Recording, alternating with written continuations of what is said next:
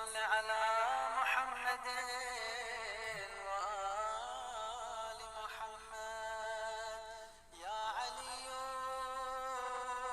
Mengenang dari awal kehidupan.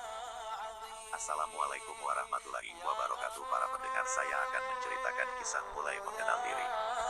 Saya asal mulanya dari keluarga kurang mampu yang hidupnya serba kekurangan, di mana orang tua saya seorang pensiunan tahun kalau tidak salah tahun 1959. Namun sekarang baru merasakan perjuangan kedua orang tuaku. Ketika umur saya sekitar 5 tahun mengikuti teman-teman ikut sekolah madrasah, sudah berjalan 1 bulan adanya pengajian di rumah seorang haji, mulai ikut tidak jauh dari rumah dimintai iuran untuk beli minyak tanah. Mengingat sedang resepsi waktu adanya kejadian perubahan uang 1.000 menjadi Rp1, ini terpaksa berhenti ikut ngaji. Lalu ada sekolah madrasah ikut juga, kira-kira baru ada tagihan iuran bulanan sebesar Rp10. Lalu minta uang kepada ibu, jawabannya yaitu air mata berlinang di wajah ibu. Di saat itu belum mempunyai perasaan seperti sekarang ini kasih sayangnya ibu dan bapak kepada anak-anaknya. Ketika itu saudara kakak beradik ada 10 saudara yang semuanya membutuhkan dana. Waktu itu makannya nasi bulgur, nasi jagung serta ubi-ubian apapun yang bisa dimakan. Pendek cerita, umur 12 tahun ikut saudara kakak tertua di Palembang. Dengan modal nasihat kedua orang tua yaitu rajin dan sabar, jangan nakal, tuntutlah ilmu, biar ibu dan bapak senang. Dengan perjalanan hidup saya dengan sesuai wasiat rajin dan sabar, ternyata perkataan itu terbukti, di mana menjalan rajin itu ada sesuatu yang membuat menahan perasaan hati, dan begitu rasanya sabar atas segala sesuatunya. Perjalanan berikutnya bertemulah dengan mantan kekasih dengan tidak sadar menjalankan sholat mohon kepada Allah Subhanahu wa Ta'ala agar menjadi pasangan yang sakinah mawadah warohmah. Alhamdulillah dikabulkan.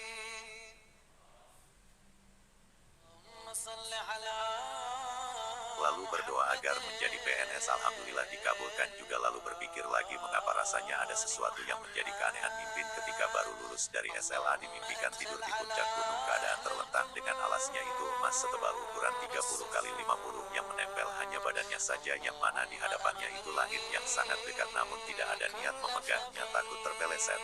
Warna langit itu saya rahasiakan, entah bagaimana tiba-tiba terbangun. Begitu juga sering berasa di Mekah pertama kali berada di Ka'bah, belum ada bangunan seperti sekarang ini. Berdua mau sholat zuhur mencari tempat wudhu, tiba-tiba ada tambang tergantung. Lalu saya kasih tahu kepada kakak, coba tarik saja tambang. Ketika ditarik ternyata ada pancuran air dari langit tertutup awan putih. Lalu berdua berwudhu di hadapan Ka'bah.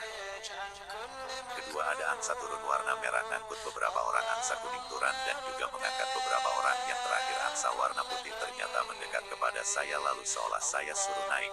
Lalu saya naik, ketika di atas saya merasa kenal bahwa ini jalan menuju Mekah, ternyata benar, lalu turun. Ketiga ini aneh, sekeluarga sholat dekat Ka'bah, tiba-tiba alam ibu mertua menyuruh, nak kalau mau sholat di dalam masuklah. Ketika masuk terlihatlah ranjang dan tikar yang sudah usang di situ. Saya menangis, benar-benar nangis. Tangisan itu, ya Allah, hamba ini orang miskin, tetapi Nabi Muhammad SAW tidurnya di ranjang seperti ini yang selama hamba agung-agungkan. Lalu terbangun dalam keadaan di kaki ranjangnya Nabi Muhammad SAW. Yang menjadi lebih anehannya, setiap mimpi di Mekah itu tidak kembali ke rumah. Itu semuanya kejadian dalam mimpi ketika itu. Keanehannya bukan mimpi ini sebenarnya ketika umroh tahun 2014.